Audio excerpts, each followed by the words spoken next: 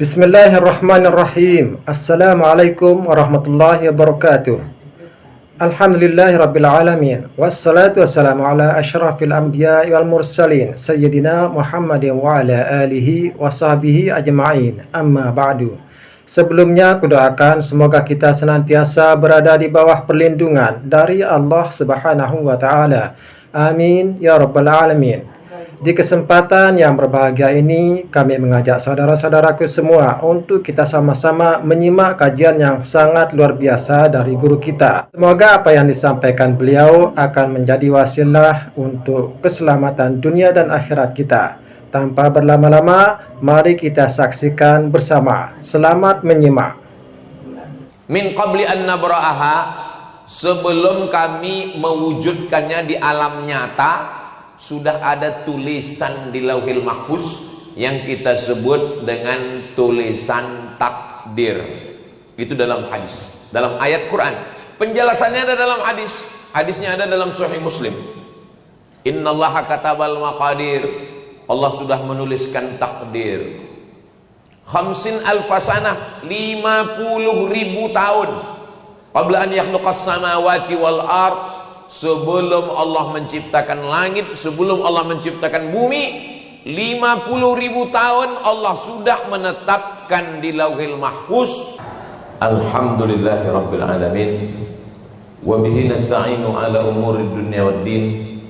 Wassalatu wassalamu ala al-qailil ghurril muhajjalin sayyidina wa maulana Muhammadin wa ala alihi wa sahbihi wa man tabi'ahu ila yaumiddin. Yang sama kita hormati Yang mulia Wali Nangro Aceh Darussalam, ataupun yang mewakili Bapak Wakil Gubernur Aceh beserta Forum Komunikasi Pimpinan Daerah, Bapak Kapolda, Panglima, Ibu Wali Kota beserta Bapak Wakil Wali Kota Banda Aceh, para alim ulama, hadirin hadirat, muslimin muslimat, solihin solihat, mukminin mukminat yang belum kawin dan belum sunat. Semua yang hadir ini dimuliakan Allah Subhanahu wa taala. Amin ya rabbal alamin. Saya baca-baca di medsos, komen-komen, ada yang prihatin, ada yang sedih, ada yang ngejek pun ada juga, yang mencaci maki, yang sumpah serapah, semualah ada di medsos itu. Lalu saya pun mencoba mencari-cari kenapa musibah itu terjadi. Setelah saya cari-cari ayat Al-Quran, hadis Nabi, pendapat para ulama, pendapat orang-orang yang hebat, akhirnya saya rangkum ada 7 poin. Itulah yang mau saya sampaikan pada kesempatan ini. Yang pertama dari Al-Quran. A'udzubillahi minasyaitonirrajim. Ma asaba min musibatin fil ardi.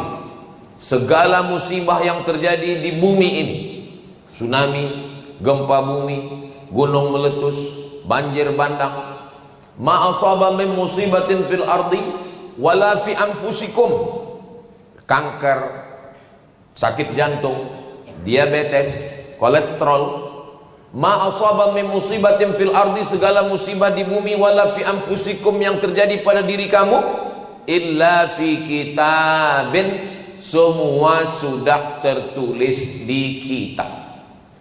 Di kitab itu maksudnya di Lauhil Mahfuz. Papan tempat tulisan takdir itu namanya lauh, karena dia dijaga oleh malaikat, namanya mahfuz. Lauh mahfuz.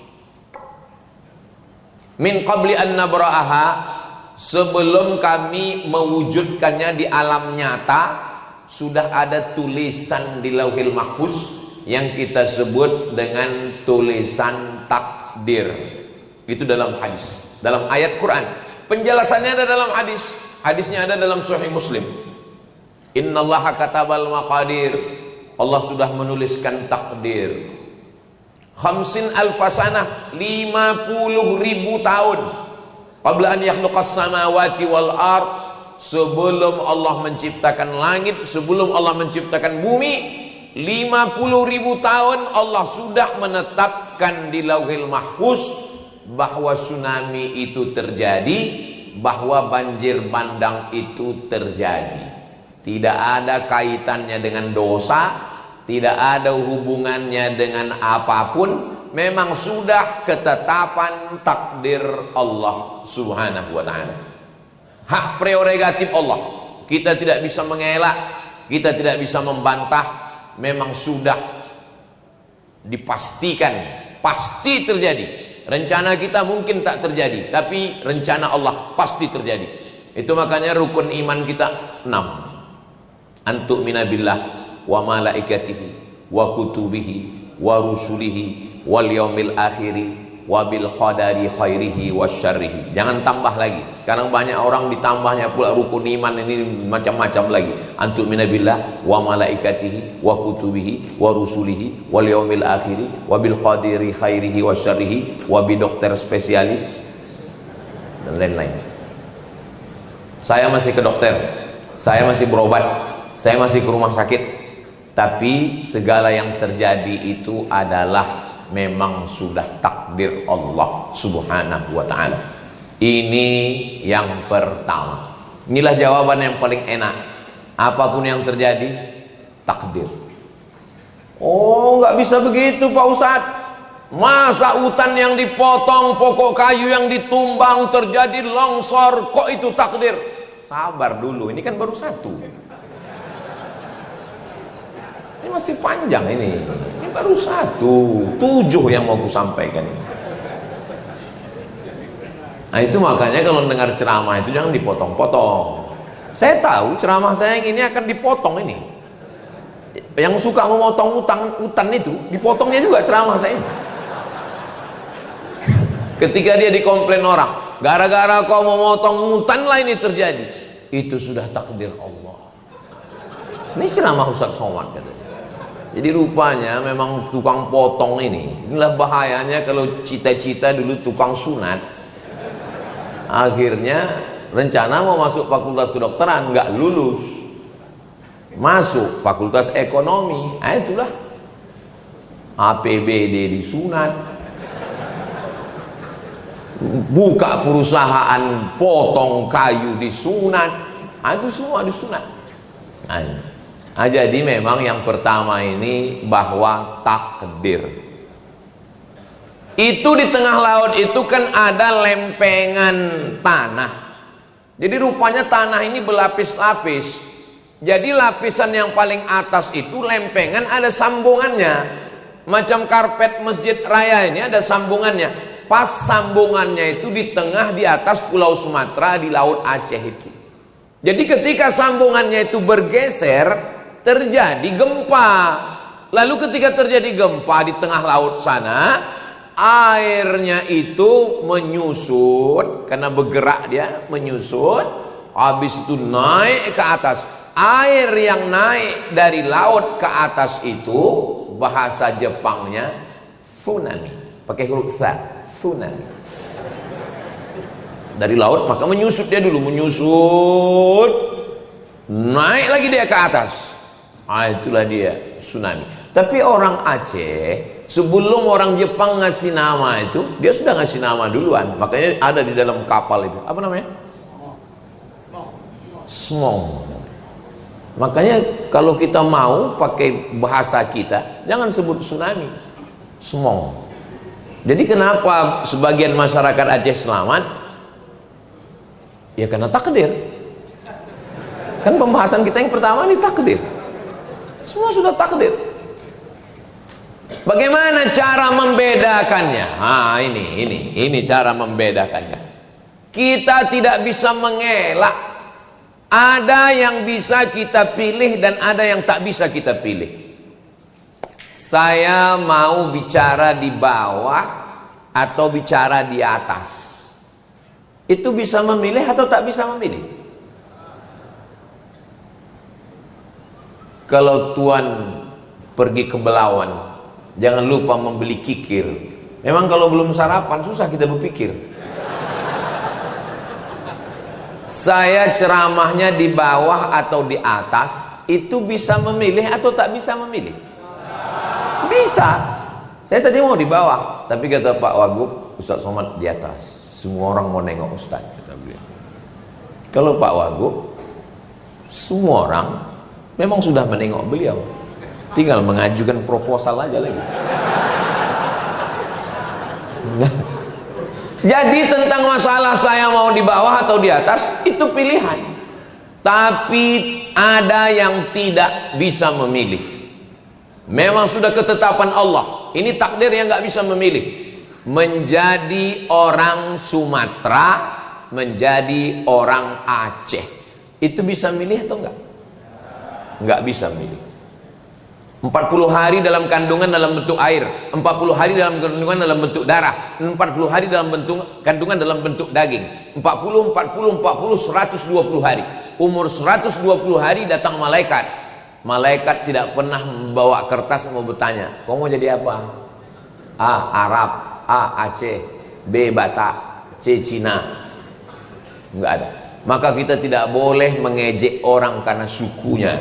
Karena suku bukan pilihan, tapi itu dipilihkan. Saya tidak mau ceramah saya ini nanti dibelokkan. Saya nggak mau orang yang disekolahkan pulang-pulang ke kampung tiba-tiba judul lagunya pulang-pulang berbadan dua. Mohon maaf, tidak layak, tidak sopan. Tiba-tiba ditanya sama bapaknya, "Kenapa kau kukuliahkan, kukirim duit, kubelikan kos-kosan, kubelikan motor, kenapa bisa terjadi?" Dijawabnya dengan ringan. Kata Ustaz Somad, "Ini takdir ya." Nanti Pak polisi menangkap. "Kenapa kau mencuri?" "Sudah ketetapan Allah." Padahal ini bisa memilih. Tapi tsunami datang, itu tidak bisa dipilih. Memang sudah ketetapan Allah Subhanahu wa taala. Kita hanya bisa berkata inna lillahi wa inna ilaihi raji'un. Kenapa Ustaz dari tadi matanya menengok ke sana? Saya nengok jam terus. Itu penempatan jam di situ memang sudah bagus. Itu untuk khotib. Khotib memang katanya ke situ. Karena tertulis di sini ceramah tak boleh lebih dari 15 menit. Jadi sinkron diantara yang di sini dengan di situ. Saya terus terang Masjid Baitur Rahman ini, dulu waktu kita kecil-kecil di kampung, yang digambar orang di dinding rumah-rumah itu, Masjid Baitur Rahman ini adalah masjid ikon. Carilah di rumah-rumah orang tua-tua zaman dulu. Itu lukisan, gambar, kalender. Itu Masjid Baitur Rahman ini karena ikonik, ikon. Saya pergi ke Jakarta, dari Jakarta ke Yogyakarta, dari Yogyakarta naik mobil ke rumah Ustadz Salim Afillah. Sampai di rumahnya, di dinding kamar rumah emak beliau itu ada gambar sulaman benang. Saya tengok, Allah. Nanti kalau Bapak Ibu panjang umur ke Jogja singgah ke rumah Ustadz Salim, ke rumah emak beliau, di dinding rumahnya itu gambar sulaman Masjid Baitur Rahman. Jadi kalau saya ditanya, di antara semua masjid di Indonesia ini, masjid manalah yang Ustadz paling ingin ceramah? Masjid Baitur Rahman ini. Dan hari inilah baru sampai kemarin. Hari inilah baru saya sampai kemarin. Dan saya orangnya memang nggak pernah minta, nggak pernah saya request ke Ustadz Nazar sama Ustadz Riza yang mengurus jadwal, tolonglah jadwalkan aku Baitur Rahman, nggak pernah. Saya kan jaga harga diri saya juga.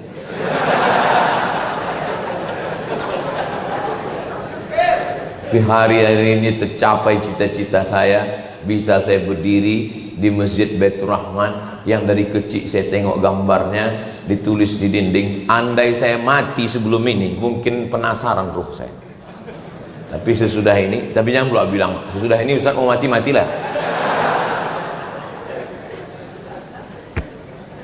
Andailah mak saya masih hidup, bisa saya bercerita ke dia, "Mak, aku udah ceramah di Masjid Baitur Rahman yang gambarnya di kalender rumah kita dulu." Tapi insya Allah walaupun beliau sudah meninggal, beliau melihat amal saya hari ini, dan beliau sebagai ibu yang melahirkan saya bangga saya sudah di Masjid Baitur Rahman ini insya Allah. Kalau mau foto sering di luar, tapi ceramah baru.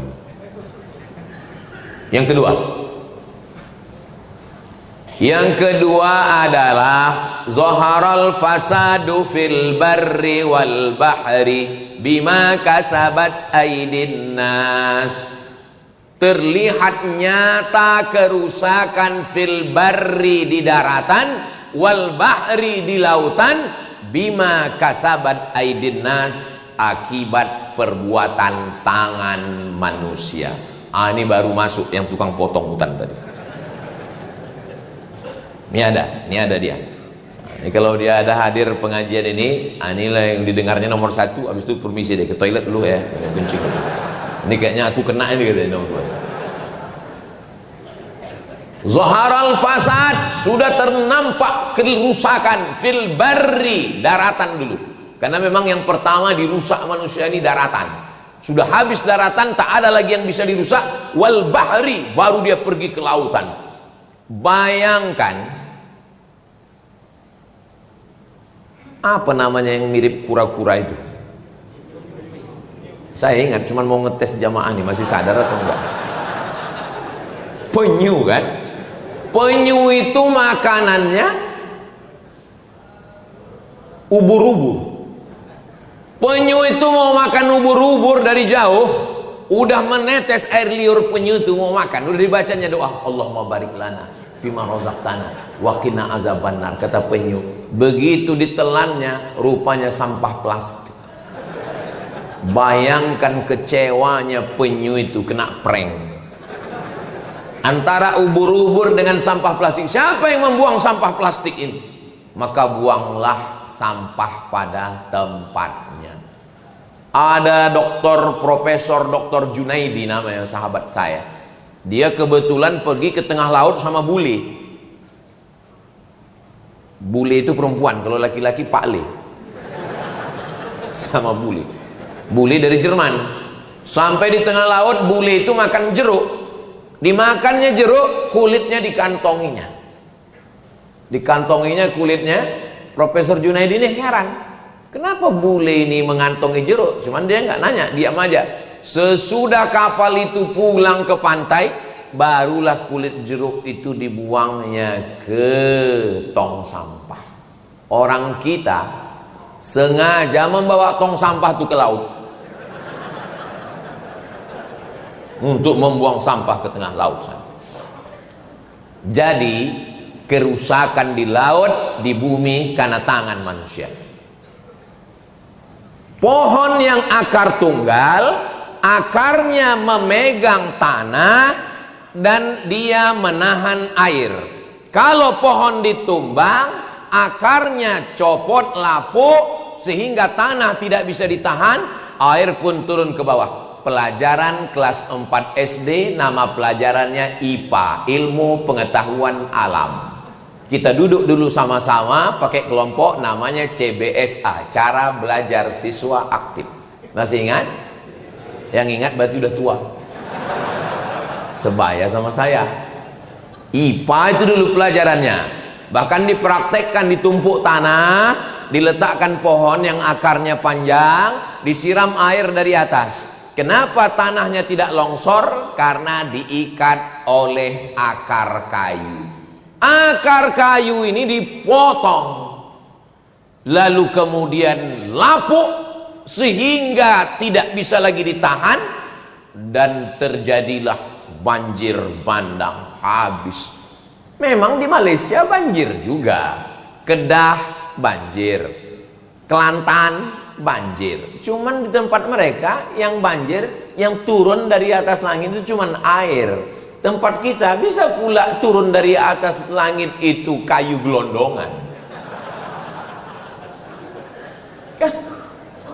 Dari mana ini datang kayu-kayu ini?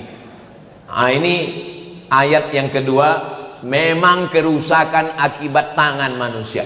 Tangan saya nggak pernah memotong, Ustadz. Tangan saya nggak pernah megang kampak, tangan saya nggak pernah megang sinso, tangan saya, memang tanganmu tidak pernah motong, tapi tanda tanganmu sudah meluluh lantakkan. Makanya saya seumur-umur hidup saya ini sudah umur, banyak orang salah sangka. Saya selalu dibilang orang, Ustadz umurnya 28 ya? Saya bilang, saya ini umur saya 48 lahir, tapi orang tuh berkeras juga 28. Udahlah 28 lah, saya bilang, nggak apa-apa. Saya seumur-umur ini, lahir 1977, sekarang sudah 2025, sudah 48 umur saya belum pernah sekalipun sholat minta hujan ketika Riau berasap. Jarak pandang di kota Pekanbaru sudah tinggal 30 meter lagi, mata sudah perih pakai masker. Tolonglah Ustadz sholat istisqa. Nggak mau saya, sekalipun saya nggak mau. Kenapa? Karena yang membakar hutan itu ikut juga sholat. Kuat pula nangis dia lagi, ya Allah. Pas giliran hujan tak turun, kita disalahkan orang itu. Kenapa hujan nggak turun? Itulah gara-gara Ustadz Somad imamnya, kata dia. Pas giliran hujan turun, apa kata dia? Gara-gara doa saya lah. Maka saya nggak mau, sekalipun saya nggak mau sholat istisqa. Udahlah, nggak usahlah kau libatkan aku dalam sandiwara ini. Cukuplah itu sudah.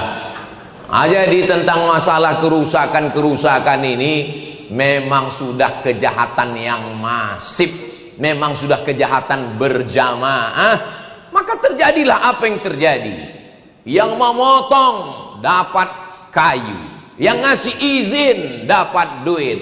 Giliran hancur saudara-saudara kita yang tak pernah dapat apa-apa. Mudah-mudahan Allah memberikan kekuatan kepada saudara-saudara kita, insya Allah. Ini yang kedua. Berikutnya yang ketiga.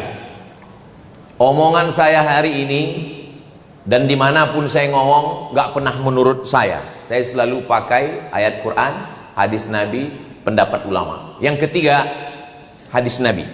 La ta'murunna bil ma'ruf, ajak orang buat baik, ajak orang buat baik. Wala tanhaunna 'anil munkar, larang orang buat mungkar.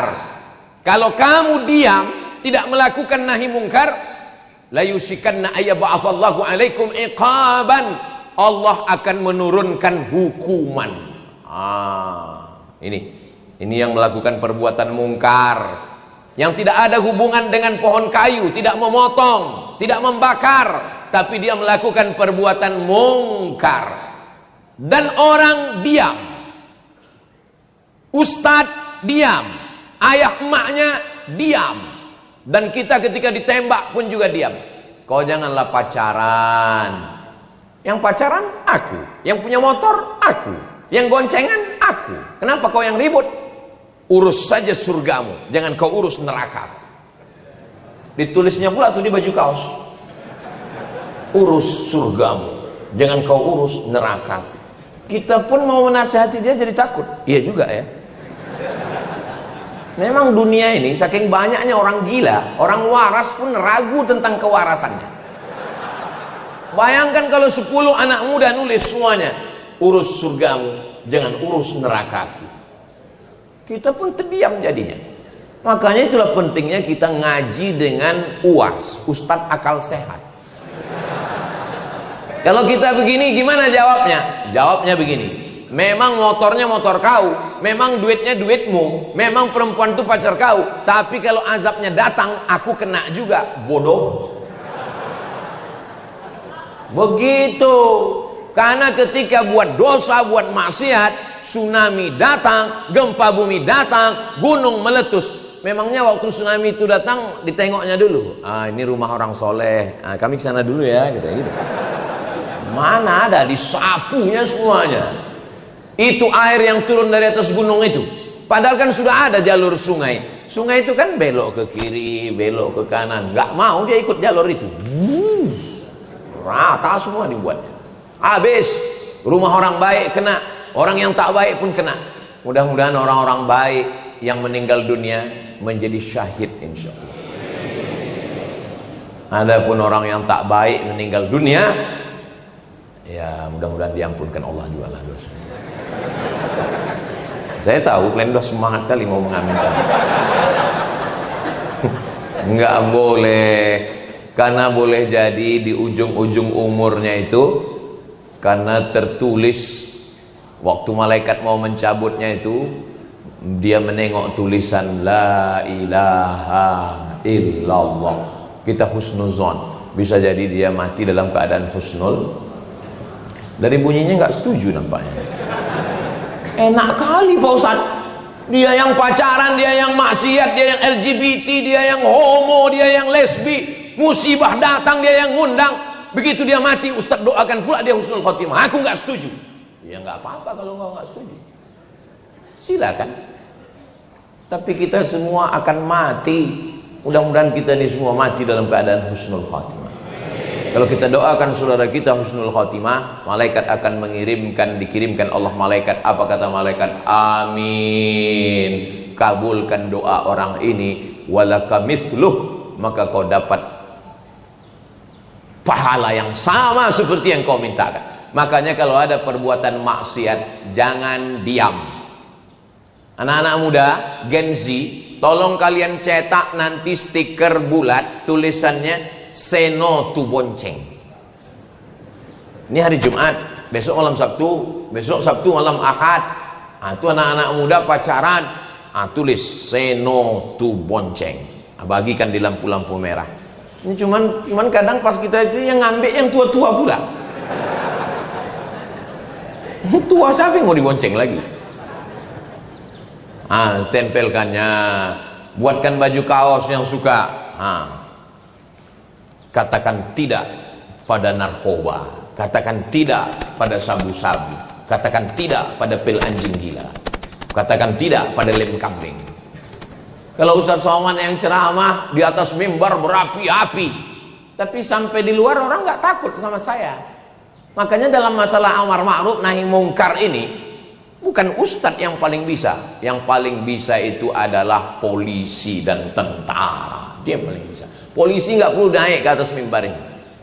Di atas mimbar ini berat, biar aku aja. Polisi TNI cukup dengan pistolnya. Selama seragam masih ada, selama pistol masih besi, pakai untuk amar ma'ruf nahi mungkar. Takbir. Saya kalau udah 30 menit ceramah memang takbir. Itu untuk ngetes suara jamaah. Kalau begitu suaranya berarti tahan sejam lagi. Tapi kalau pas saya takbir, Allahu Akbar. Itu artinya terserahlah Pak Ustaz mau berhenti. Aku pun udah lama kali ini udah katanya. Polisi, tentara nggak perlu ceramah, nggak perlu pakai ayat, nggak perlu pakai sound system, nggak perlu tablik akbar, nggak perlu pakai beleho, cukup dengan pistolnya. Sambil jalan-jalan dia. Ada yang mau pacaran? Silakan. Ada yang mau main judi? Silakan. Ku pecahkan ginjal kalian. Selama seragam masih ada, selama pistol masih ada, pakai untuk amar ma'ruf nahi mungkar. Setuju? Jangan nanti baju sudah diambil negara, pistol sudah ditarik, barulah datang ke ustadz. Apa yang bisa kita lakukan? Bapak masih aktif, baru pensiun Pak. Banyak-banyak istighfar aja lah Pak. Apa yang mau dilakukan lagi? Ustadz, saya selalu ikuti ceramah Ustadz. Saya mau nahi mungkar Pak Ustadz. Bapak dari mana? Saya polisi Pak Ustadz.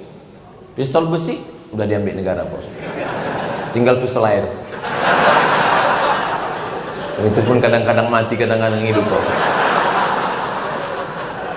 Udahlah Pak, banyak-banyak ziarah kubur aja lah Pak. Itu maka semangat saya ini karena saya tengok masih berseragam bapak-bapak kita. Maka gunakan kekuasaan ini. Suami saya Pak Ustadz tidak polisi, tidak TNI Pak Ustadz, nggak ada pistolnya, tapi ada pentungan, pakai. Itu jangan pakai, itu macam-macam. Amar ma'ruf nahi mungkar. Kalau kamu tidak melakukan amar ma'ruf nahi mungkar, kata Nabi, la yusikanna ayyab'atsallahu alaikum iqaban. Pasti Allah menurunkan hukuman, dan ketika Allah menurunkan hukuman, summa tad'unahu, lalu kamu berdoa beramai-ramai, istighosah kubra. Masya Allah, itu tadi kajian yang sangat luar biasa yang sudah disampaikan oleh guru kita. Tentunya kajian yang sangat luar biasa, penuh ilmu dan penuh makna. Namun kajian ini belumlah selesai. Oleh karena itu, mari kita lanjutkan bersama seperti apa kajian selanjutnya. Selamat menyimak. Zikir fala yustajabu lakum, doa kamu tidak dikabulkan. Gara-gara apa? Gara-gara tidak melakukan amar ma'ruf nahi munkar.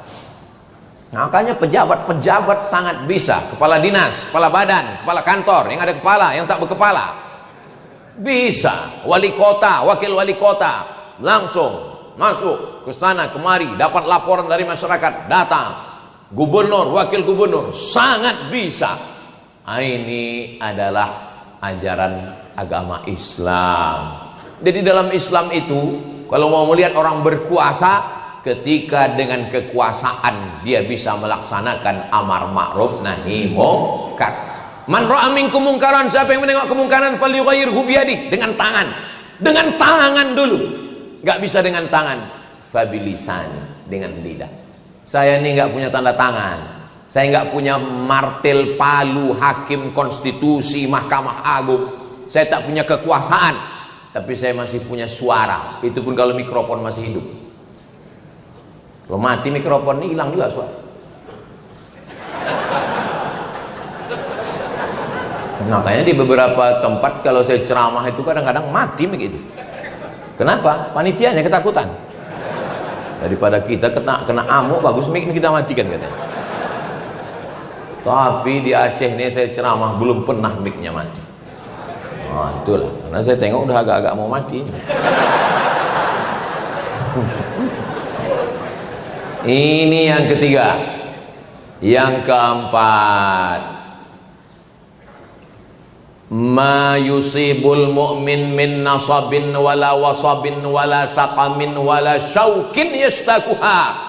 Sakit, gundah gulana, susah pikiran, demam panas, duri mencucuk tapak kaki, illa kaffarallahu anhu biha sayyi'atuh. Itu cara Allah untuk mengampunkan dosa-dosa. Ini yang keempat. Jadi kalau ada orang mengatakan, kenapa di Aceh datang tsunami, 20 tahun setelah itu datang pula musibah banjir bandang, padahal kalau cerita masalah dosa, orang sana dosa, orang New York dosa, orang London dosa. Karena Allah ingin membersihkan dosa orang-orang saudara kita. Mudah-mudahan yang meninggal bersih dalam keadaan tak ada dosanya sama sekali. Sampai apa kata Nabi? Sampai apa kata Nabi? Hatta tamshi alal ardi makanat alaihi khati'ah. Sampai dia berjalan di atas bumi, tak ada dosanya walaupun sebesar ujung rambut, sebesar ujung jarum, karena dia sudah bersih sebersih-bersihnya. Makanya kalau ada saudara kita meninggal, kita husnuzon. Aku tengok tetanggaku yang meninggal kemarin, Pak Ustadz, hitam mukanya. Ya memang dia hitam. Saya inilah kalau mati, dibuka orang tutup. Apa kata orang? Ku tengok muka Ustadz hitam. Waktu hidup pun memang hitam. Tapi kami tengok di YouTube itu putih, lampunya terang. Nah, jadi masalah husnuzon ini nggak usah kita tengok dari fisiknya. Maka ada orang-orang, saya heran Pak Ustadz, sholat rajin, puasa sunat rajin, ngaji rajin, sakit aja bawaannya. Kawan saya sholat nggak pernah, sedekah nggak pernah, pengajian nggak pernah, sehat walafiat, nggak mati-mati. Itu bukan nikmat, itu namanya istidraj. Istidraj itu namanya. Yang kita khawatirkan itu bukan sakit, yang kita khawatirkan itu bukan musibah, yang kita khawatirkan adalah badan sehat, rezeki lancar, tapi sebenarnya kita sedang dijauhkan dari Allah Subhanahu wa taala. Ini yang keempat, ini mesti dipahami dengan baik. Ya Allah, semua yang datang kemari, kalau ustadz menangis itu biasa. Reporter televisi nggak pakai jilbab, menangis menengok musibah Aceh. Menangis dia, nggak tahan dia menengok saudara yang naik ke atas gubungan atap rumah dengan banjir bandang, anak kecil, ternak mati, rumah hancur, lumpur setinggi, tiang listrik dipegang, sampai tak bisa lagi berdaya, hanya melelehkan air mata. Maka kita husnuzon pada Allah. Kejam sekali Tuhan itu, Pak. Tidak. Al-Quran ketika kita baca, Allah tidak mengatakan Bismillahil Muntaqim, dengan nama Allah yang maha menghukum. Dah. Bismillahil Jabbar, dengan nama Allah yang berkuasa. Tidak. Tapi yang pertama adalah Bismillahirrahmanirrahim. Allah mau membersihkan sebersih-bersihnya, sampai akhirnya nanti di akhirat dia langsung masuk ke dalam surga Allah Subhanahu wa taala. Amin. Saudara kita yang wafat karena tsunami 21 tahun yang lalu, saudara kita yang meninggal karena banjir bandang 1 bulan yang lalu, maka kita husnuzon kepada Allah, bersihkan hati kita dari segala prasangka suudzon. Itu cara Allah untuk menghapuskan dosanya, sehingga nanti dia langsung masuk ke dalam surga Allah, sesuai dengan janji Allah dalam doa kita, Rabbana atina fid dunya hasanah wa fil akhirati hasanah wa qina. Berikutnya yang ke-5, ke-6. Mau cepat aja orang ini selesai. Saya memang dikasih tahu, Ustadz jangan lama-lama, karena Ustadz mau langsung ke Sigli. Nanti saya mau khutbah Jumat di Sigli, habis itu turun ke Biren. Jadi kami turun Banda Aceh, dari Banda Aceh turun ke Sigli, habis turun ke Biren, habis itu turun ke bawah. Nanti diprediksi hari Sabtu malam Ahad, Sabtu sore itu kami nanti di Aceh Tamiang, dan Ahad malam kami langsung ke Medan. Pagi Ahad itu kami nanti berangkat dari Medan. Masih belum jelas tiket, apakah Medan Jakarta atau Medan Kuala Lumpur. Habis itu barulah ke Pekanbaru. Mohon doa supaya dimudahkan Allah perjalanan. Yang kelima adalah Allah sedang menguji kita. Oh, yang diuji itu orang Tamiang, yang diuji itu orang Sigli, yang diuji itu orang Bandar Meriah. Yang diuji Allah itu adalah saya, Abdul Somad. Apakah sanggup kau makan di rumah, perutmu kenyang, saudaramu di sana tak makan, Abdul Somad? Maka saya kumpul sama kawan-kawan saya, namanya Yayasan Tabung Wakaf Umat. Lalu saya bilang, apa yang bisa kita lakukan? Kalau membangunkan rumah tak ada duit kita, rumah kita pun ngontrak. Jadi apa yang mau kita? Oh, datang ide, kita masakkan rendang Pak Ustadz. Aku bilang berapa kilo? 1 ton katanya. Mendengar 1 ton itu terbayang saya berendang di renang 1 ton. Oh, 1 ton. Saya nggak mau mengendurkan semangat kawan-kawan ini. Nggak saya tanya, kualinya sebesar apa? Berapa jam kalian masaknya? Saya bilang, iyalah, saya kasih semangat. Semangat saya bilang. Dalam hati saya kan kalian juga yang masak. Jadi rupanya 1 ton. Yayasan Tabung Wakaf Umat, itulah tadi dibawa. Tapi Pak Ustadz sebungkus saja. Itu simbolisnya. Jadi sudah dibungkus sepaket-sepaket, nanti kita akan kirim, dan rupanya banyak peminatnya. Jadi setelah 1 ton ini datang, nanti akan dibuat lagi insya Allah. Mudah-mudahan makin banyak berkelanjutan program ini insya Allah. Kemudian beras ada kami bawa 10 ton. Kemudian baju layak pakai. Kemudian banyak yang minta Iqra sama Al-Quran, mushaf dan lain-lain. Itulah yang kita bagi sesuai kemampuan kami. La yukallifullahu nafsan illa wus'aha. Kami janji nanti jumpanya di Aceh Tamiang. Ada tim dari Jogja, Ustadz Salim. Ada tim dari Pontianak, Ustadz Lukmanul Hakim. Ada tim dari Riau, Ustadz Al-Nob Dinar beserta Ustadz Hanafi. Tapi yang mengkoordinir, yang mengaturnya semua, saya tak berani juga. Sohibud Dar A'lam Bidarihi, yang paling ngerti tentang Aceh ini ya orang Aceh. Maka saya minta tunjuk sama Ustadz Nazar dan Ustadz Riza. Ustadz Nazar dan Ustadz Riza ini senior saya di Mesir. Ustadz Riza seangkatan saya. Beliau berdua ini yang mengarahkan kami.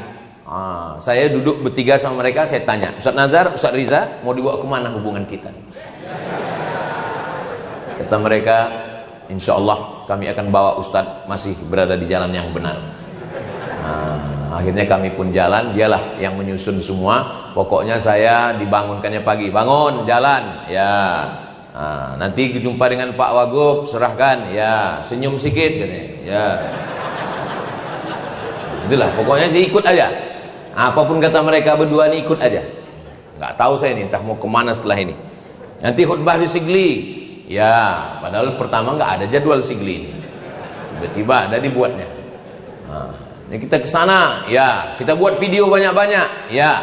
Ada 6 yayasan nanti, yakin 6 ini kawan-kawan kita terpercaya, orangnya amanah, orangnya baik, orangnya insya Allah bantuannya sampai. Kita buat, buatkan kertasnya, biar supaya nanti jangan nampak kali bodoh saya pada video itu terdiam gitu. Kita buatkan kertas, udah siap. Jadi nanti di setiap tempat buat. Karena recovery ini apa bahasa Indonesia? Saya kok udah di Aceh ini payah bahasa Indonesia. Pemulihan. Karena pemulihan ini lebih parah dari tsunami dulu Bapak Ibu. Maka pemulihan ini perlu waktu yang panjang. Saudara kita yang tidak Islam, tak Islam dia, mampu memberikan 1000 rumah, bayangkan itu, dan akan tegak berdiri. Tadi malam saya minum kopi, Ustadz Somad, anak-anak Mapala, tahu Bapak Ibu Mapala? Mapala itu mahasiswa pencipta alam, bukan mahasiswa paling lama. Kadang ada juga anak-anak semester 14 ini pas ditanya, kau semester berapa? 14. Kok lama kali? Aku ini Mapala gitu. Rupanya mahasiswa paling lama. Anak-anak Mapala dari Papua tidak Islam memikul beras itu begoni-goni Pak Ustadz, masuk ke dalam yang tak bisa ditempuh oleh kita Pak Ustadz. Saya mendengar cerita itu, malunya saya dalam hati saya. Yang tak Islam sudah mendirikan rumah, yang tak Islam sudah membawa. Aku yang tiap tahun di Aceh, yang udah disangka orang dapat istri orang Aceh, baru ini aku sampai, malu saya. Jadi kalau belum bisa nolong, paling tidak janganlah mengejek. Kalau belum bisa membantu, mengirimkan duit, mengirimkan apapun ke saudara kita, janganlah berkata kasar. Saya yang tidak berada jadi korban pun membacanya itu tak sanggup saya. Asalkan nampak saya tulisan yang kasar, saya lewatkan cepat. Asal nampak saya video-video yang ngomong macam-macam, saya lewatkan cepat. Kenapa? Takut saya kubanting handphone itu. Handphone itu hancur, dia ketawa. Yang bisa menolong, datanglah kemari. Ustadz Riza, Ustadz Nazar, ya, saya kebetulan di Kuala Lumpur ini, di Malaysia. Gimana kalau kita jumpai Pak Menteri Agama? Siap, terbang Ustadz Riza dengan Ustadz Nazar langsung dari Banda Aceh ke Kuala Lumpur. Kami pun menjumpai Pak yang berhormat Menteri Agama. Akhirnya kami sampaikan, Pak Menteri, ini kawan saya 2 orang. Bagaimana Aceh sekarang Pak Ustadz? Pas jumpa sama dia, bagaimana Aceh? Kami mohon bantuan dari masyarakat Aceh Pak, begini-begini. Kalau tidak bisa G2G, negara to negara, nanti kirimkan aja ke yayasan terpercaya, nanti kami akan sampaikan Pak. Insya Allah Pak Ustadz, kata beliau. Saya yakin insya Allah itu, karena dia orang Malaysia. Kalau insya Allah kita agak berat sedikit. Jadi memang relawan-relawan ini sudah turun semua. Jadi sebenarnya ini adalah ujian. Di saat kita senang, banyak kawan. Di saat kita ketawa, banyak teman. Tapi di saat kita sedang susah, orang senang, banyak kawan. Orang susah, punya sahabat sejati. Kalau mau menengok sahabat sejati Aceh, inilah yang datang beberapa hari ini walaupun terlambat. Salah satunya UAS, ujian akhir semester. Saudara yang dimuliakan Allah SWT. Berikutnya yang ke-6. Yang ke-6, ini saya baru dapat temuannya ini, yang ke-6 ini. Baru pagi tadi dapat saya. Ini tidak ada di dalam Quran, tidak ada di dalam hadis, tidak ada di dalam pendapat ulama. Di Quran saya cari enggak ada. Di hadis pun tak ada. Dalam pendapat ulama pun tak ada. 6 ini adalah doa orang-orang yang terkabul. Hah? Siapa yang terkabul minta bencana nih Pak Ustaz? Rupanya bupati-bupati wali kota ini selalu datang ke gubernur minta APBD. Minta. Gubernur gak ada duit. Karena semua dari pusat gak ada. Bingunglah gubernur sama wakil gubernur. Mau dapat dari mana? Rupanya datang musibah ini. Akhirnya cairlah duit.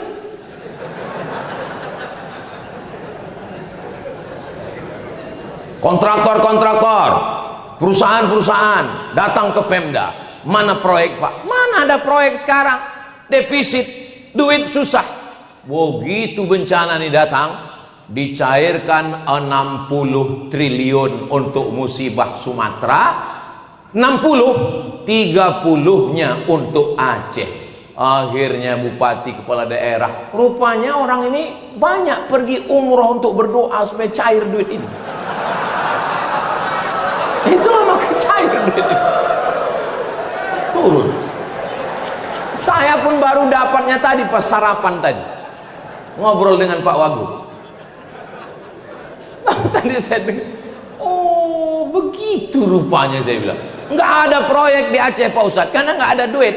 Sekarang setelah turun 3 triliun ini, proyek pembuatan rumah, proyek itu, proyek ini. Jadi ini memang ada beberapa orang yang berdoa ini. Tapi kalau bisa janganlah kalian berdoa lagi. Aku minta sama kalian janganlah berdoa lagi. Kebetulan di depan saya ada ibu wali kota Banda Aceh. Kenapa Banda Aceh nggak kena? Rupanya wali kota Banda Aceh ini yang nggak pernah minta dana tadi. Akhirnya nggak turun deh ke sini. Bapak Ibu yang dimuliakan Allah Subhanahu wa taala. Saya paham. Saya sebelum datang kemari ini pikiran saya ini kusut, bawaan saya tegang. Rupanya Pak Wagub ini tahu, dia menengok saya. Ini Ustaz Somad ini kalau dibawa cerita susah nanti dia berapi-api ini dia semimpan. Dibawanya cerita begitu baru agak tenang saya sih. Masya Allah tabarakallah. Innama amruhu iza arada syai'an ayyakula lahu kun fayakun. Bapak Ibu kalau tak percaya bahwa sekarang tak ada duit, nanti kalau saya ngomong tak percaya, bukalah Google. Kita buka sama-sama ya. Mudah-mudahan ada signal. Coba tulis itu. APBD Riau 8 triliun. Tengok. APBD Riau 2006 8 triliun. Mana provinsi yang paling kaya? Kalimantan Timur. Berapa? Kalimantan Timur 14 triliun. Aceh 11 triliun. Begitu ada musibah nih 30. Jangan tepuk tangan, nanti datang dia lagi. Masaibu qaumin inda qaumin fawaidu. Pepatah Arab, bukan hadis. Musibah bagi suatu kaum, tapi sebenarnya di balik itu ada fawaid, ada manafi', ada hikmah. Asa an takrahu syai'an, boleh jadi kamu benci sesuatu, wa yaj'alallahu fihi khairan katsira, ada kebaikan-kebaikan. Karena sudah terjadi, mau diapain lagi?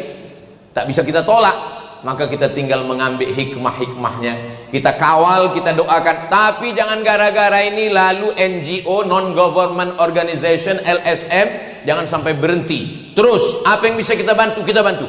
Ini kawan-kawan saya yang dari Medan menunggu nih di Aceh Tamiang. Ustaz Somad, kami menunggu. Kapan Ustaz datang?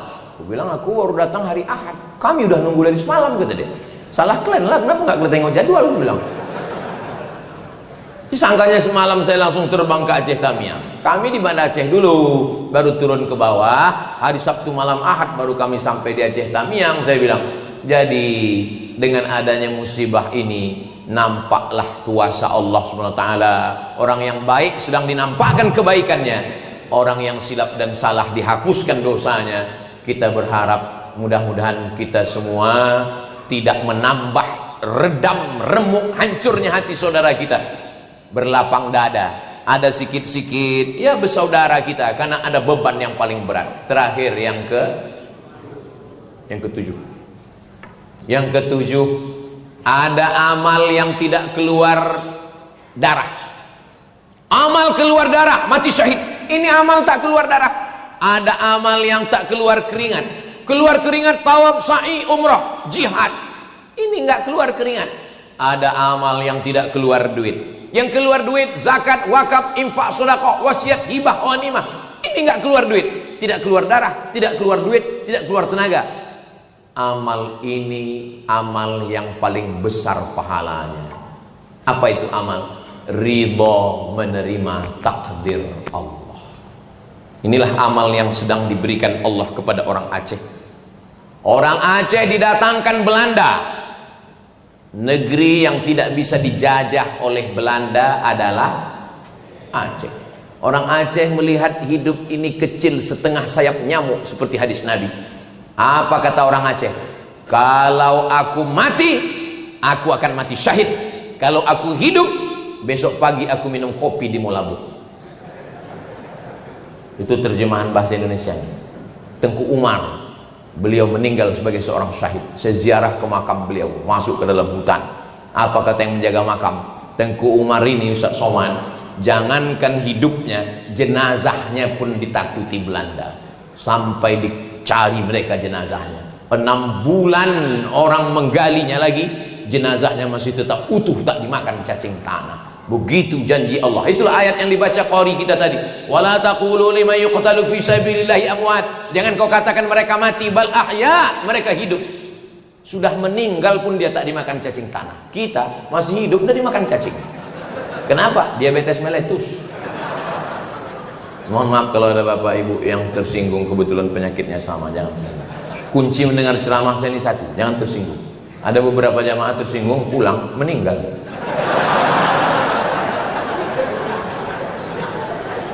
Datang Belanda, Belanda tak bisa masuk. Jangankan Tengku Umar, jangankan Panglima Polem, yang perempuan Malahayati, yang perempuan Cut Nyak Din, takut Belanda, diasingkan ke negeri yang paling banyak pengetahuannya, Sumedang. Pengetahuan, iya, karena Sumedang itu banyak tahu.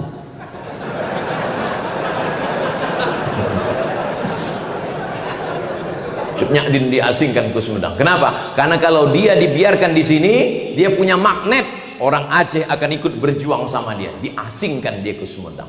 Perempuannya begitu luar biasa. Makanya kalau ada orang luar Aceh yang bisa mendapatkan istri orang Aceh, itu orang yang luar biasa. Sampai mana tadi ceritanya? Datang Jepang, Jepang tak masuk. Datang Dom, selesai. Datang tsunami, selesai. Datang apapun yang datang kemari, tidak ada orang Aceh yang murtad, enggak ada. Tidak ada orang Aceh yang menurut psikolog, kalau sudah kehilangan rumah, kehilangan ayah, kehilangan keluarga, itu untuk menyembuhkan healingnya, menyembuhkan psikologisnya, pikirannya. Mereka psikolog-psikolog yang ngerti, bingung mereka. Kok bisa orang Aceh tetap sehat walafiat? Karena kekuatannya berpegang pada la ilaha illallah Muhammadur Rasulullah. Maka saya tak pernah menceramahi. Saya hanya cerita. Saya kalau di Aceh ini hanya cerita. Tak pernah saya menceramahi. Marilah Bapak Ibu kita bersabar, kata orang Aceh.